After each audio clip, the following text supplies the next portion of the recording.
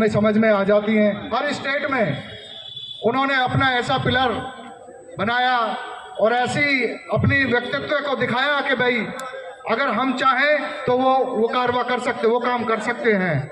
इसी कड़ी को आगे बढ़ाते हुए मान्यवर के साथ कंधे से कंधा मिलाकर जिन लोगों ने काम किया, जिन्होंने अपने घर बार की और अपने अर्थ की, अपने शरीर की कोई परवाह न की और इस कारवा को यहाँ तक बढ़ाया और उत्तर प्रदेश में हमें 4-4 बार एक हुक्मरान बनाया, उसी कड़ी को मैं आगे बढ़ाते हुए मैं कुछ नाम लूंगा उन महापुरुषों के। वो हमारे लिए तो महापुरुष हैं, उनसे हम सीखेंगे और आगे की नई रणनीति तैयार करेंगे कि हमें कैसे उनके जज्बे से काम कर, उनके अनुभव से सीख के उस जज्बे को कैसे बरकरार रखना है। उसी कड़ी में नाम है माननीय जितेंद्र कुमार जी, रूपचंद केन जी, बनवारी लाल जी, विनीत कुमार पन्ना जी और चंद्रपाल जी ये मंच पर आए और उनका स्वागत करेंगे डॉक्टर हरविंदर सज्जन जी मेरठ से।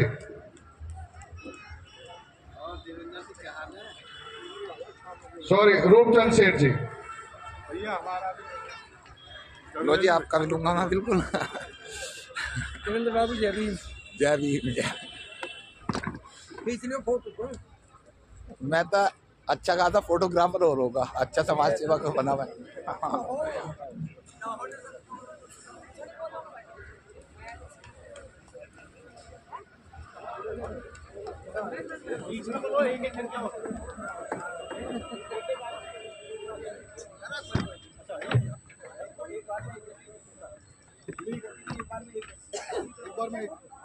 जी एक आदमी को आगे बोलो, नाम बोलिए। जितेंद्र कुमार जी, रूपचंद सेठ जी,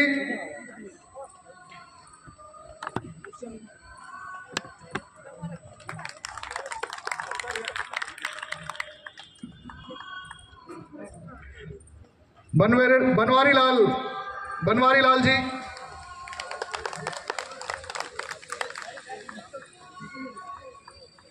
विनोद पन्ना जी,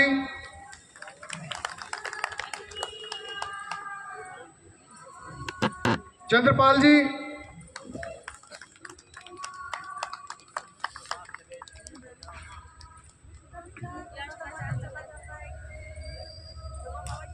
मास्टर सुरेश चंद्रा जी,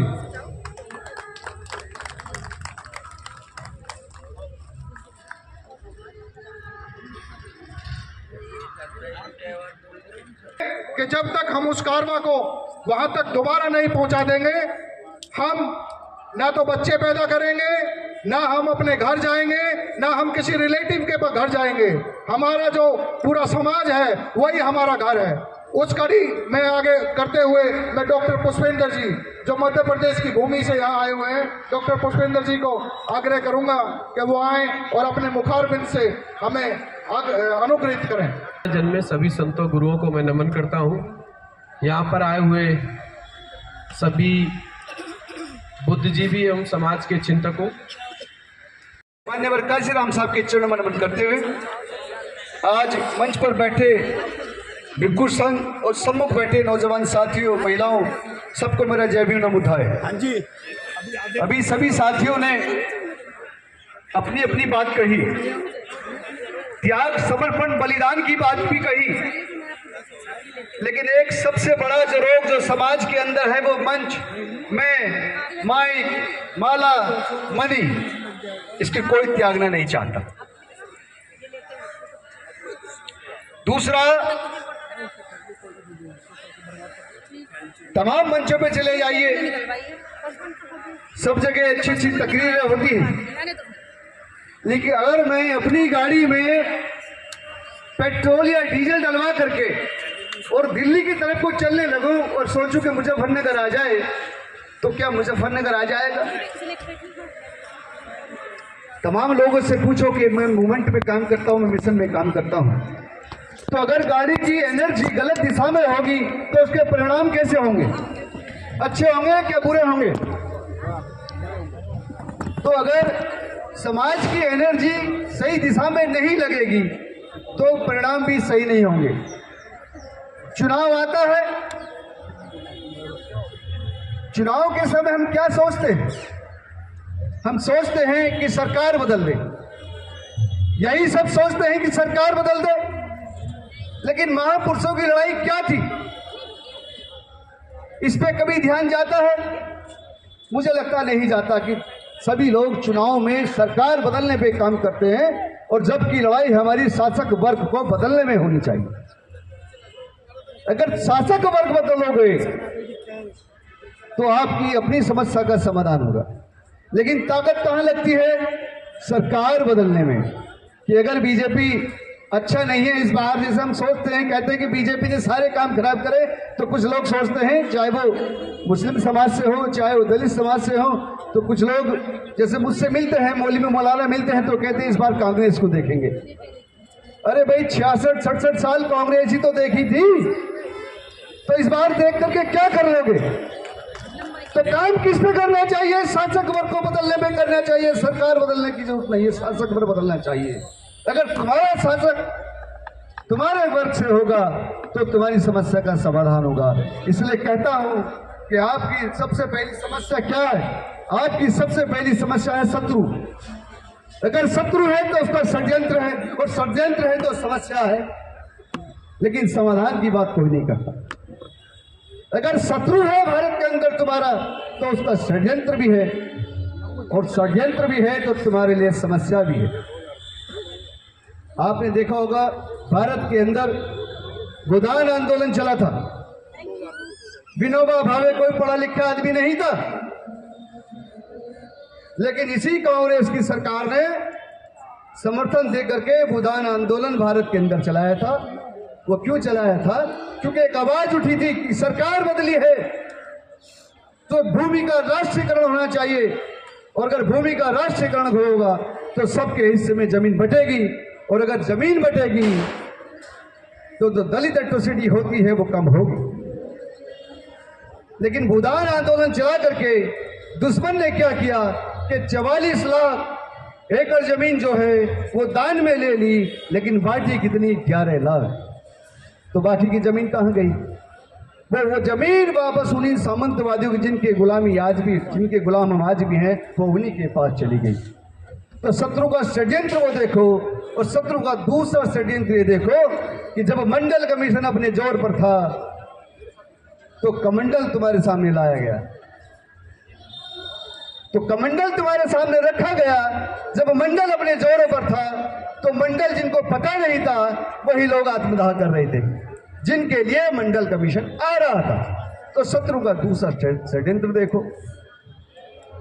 तो शत्रु का षड्यंत्र ऐसा है कि जब बाबरी मस्जिद गिरी तो उस मस्जिद को गिरने को हमने स्वीकार कर लिया, और ये कह करके स्वीकार किया कि मस्जिद तो गिरी है, मस्जिद तो गिरी है, ये कह करके हमने स्वीकार कर लिया। लेकिन मैं पूछना चाहता हूं, तो क्या मस्जिद ही गिरी थी? वो गिरा था तो बौद्ध स्थल गिरा था। तो कितने बौद्धों की आवाज उस बाबरी मस्जिद के खिलाफ, गिरने के खिलाफ में उठी।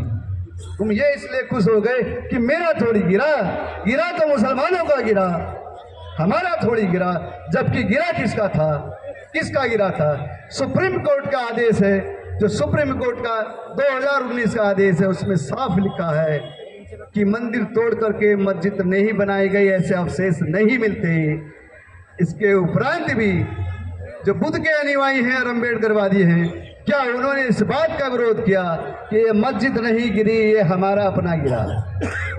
तो उनकी अगर समस्या हमारी समस्या नहीं होगी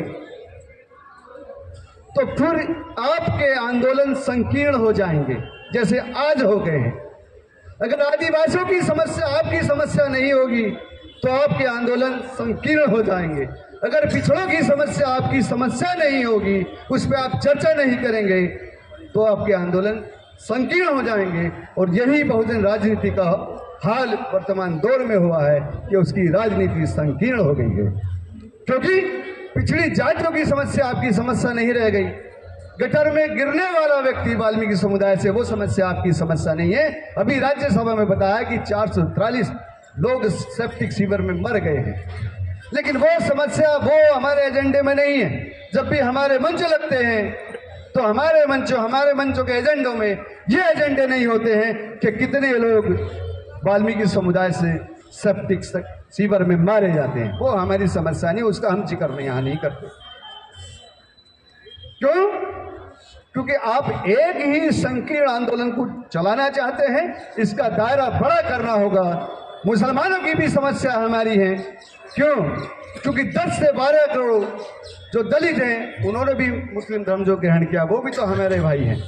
और पिछड़ी जाति के 8% लोग हैं, वो भी मुसलमान बने हैं, तो वो भी तो हम में से निकले हुए लोग हैं। तो उनकी समस्या हमारी समस्या होनी चाहिए, सफाई कर्मचारियों की समस्या हमारी होनी चाहिए, पिछड़ी जातियों की समस्या हमारी समस्या होनी चाहिए। क्यों? इस देश के अंदर अगर पिछड़ी जातियों को कुछ मिला है तो उसकी बुनियाद में दलित आंदोलन खपे हैं। बिना दलित आंदोलन के खपे हुए इस देश में पिछड़ी जातियों को कुछ नहीं मिला, वो हमारे आंदोलन से मिला है। तो उनकी समस्याओं को अपने मंचों में, अपने एजेंडों में रखना चाहिए।